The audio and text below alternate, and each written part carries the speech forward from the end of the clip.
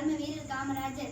காமராஜர் அவர்கள் 1903 ஜூலை மாதம் 15ஆம் தேதி விருதுநகரில் பிறந்தார். ஒத்துழைப்பு இயக்கம், அந்நிய துணி எரிப்பு, சட்ட மறுப்பு இயக்கம் போன்ற பல போராட்டங்களில் கலந்து கொண்டார். 1954 காமராஜர் தமிழ்நாட்டின் முதலமைச்சராக பதவியேற்றார்.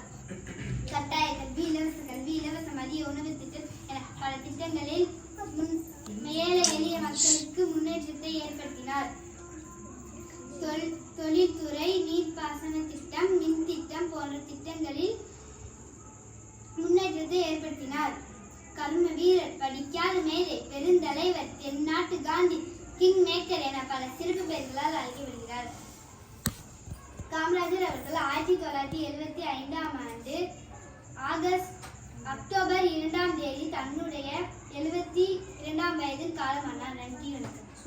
கிளாப் பண்ணுங்க.